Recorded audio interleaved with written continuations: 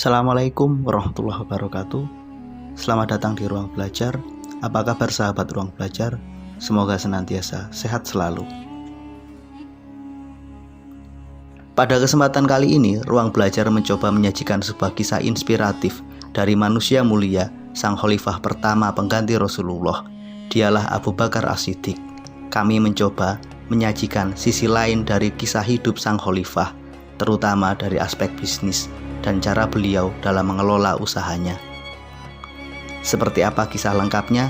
Simak terus video ini sampai selesai karena kami telah menyajikannya secara ringkas untuk Anda semua.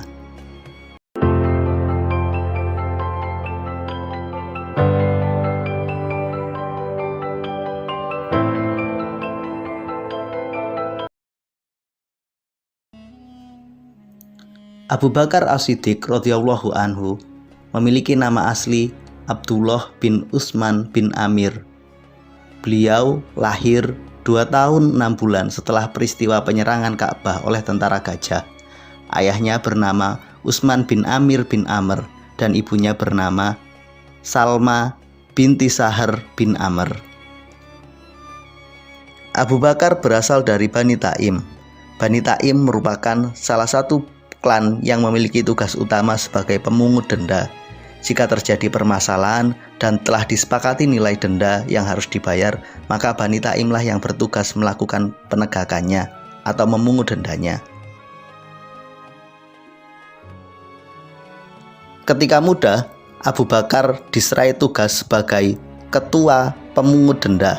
Beliaulah yang bertanggung jawab penuh atas terselenggaranya pembayaran denda oleh suku-suku atau keluarga kaum Quraisy yang berselisih. Abu Bakar muda tergolong berhasil menjalankan tugas tersebut. Beliau melaksanakan tugas sebagai koordinator pemungut denda dengan penuh kelembutan namun tegas. Selain itu, Abu Bakar As-Siddiq radhiyallahu anhu juga terkenal sebagai seorang yang menguasai ilmu nasab.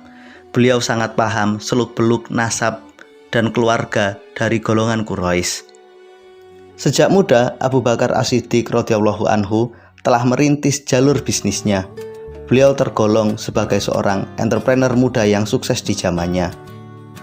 Sejak usia muda, Abu Bakar As-Siddiq telah mencapai kesuksesan yang sangat luar biasa. Beliau mencapai 3 kesuksesan sekaligus. Sebagai seorang pejabat, Abu Bakar As-Siddiq mampu menjalankan tugasnya secara baik sebagai pemungut denda. Selain itu, sebagai pemuda yang alim, Abu Bakar As-Siddiq sangat menguasai ilmu tentang nasab dan seluk-beluk kaum Quraisy. Yang terpenting, Abu Bakar As-Siddiq juga berhasil mencatatkan diri sebagai seorang entrepreneur muda yang sukses di zamannya. Ketiga kesuksesan yang berhasil disandingkan tersebut membuat orang-orang Quraisy sangat hormat dan segan kepada Abu Bakar As-Siddiq. Walaupun tergolong masih muda, namun beliau telah mampu menorehkan prestasi yang sangat luar biasa.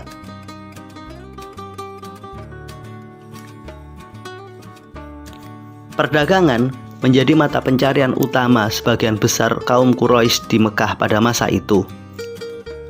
Kondisi lingkungan yang seperti itu tentunya juga turut berpengaruh terhadap diri Abu Bakar As-Siddiq, sehingga beliau memilih fokus berbisnis sejak usia muda. Sejak muda, Abu Bakar As-Siddiq telah memulai karirnya sebagai seorang pedagang. Bisnis utama yang dikelola oleh Abu Bakar adalah jual beli kain. Pada masa itu, bisnis jual beli kain sangat menjanjikan. Abu Bakar As-Siddiq radhiyallahu anhu adalah seorang pedagang yang sangat teliti. Beliau memiliki etos kerja yang sangat luar biasa. Beliau berangkat ke pasar sebelum matahari terbit dan baru pulang menjelang matahari tenggelam. Kerja keras inilah yang membuat Abu Bakar As-Siddiq pelan namun pasti mencapai kesuksesan bisnisnya. Ketika menjadi khalifah, aktivitas bisnis tidak bisa lepas dari kehidupan beliau. Sehari setelah beliau dilantik sebagai khalifah, Abu Bakar As-Siddiq masih pergi ke pasar, menjual barang-barang dagangannya dan melayani para konsumen dan pembelinya. Mengetahui kondisi tersebut, Umar bin Khattab radhiyallahu anhu menyusul Abu Bakar ke pasar. Beliau mencari Abu Bakar dan kemudian meminta Abu Bakar untuk tidak berjualan lagi. Umar meminta Abu Bakar untuk fokus mengurus umat dan menjalankan tugasnya sebagai seorang khalifah. Sebagai gantinya, Umar menyatakan bahwa Abu Bakar akan menerima gaji dari Baitul Mal.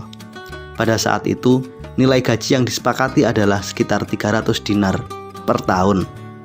Jika dikonversi dalam rupiah, maka nilainya kurang lebih 1 miliar rupiah.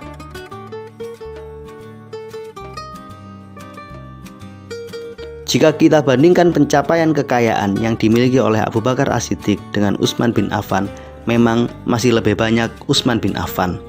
Namun demikian, Abu Bakar As-Siddiq tergolong sebagai seorang saudagar sukses di zamannya.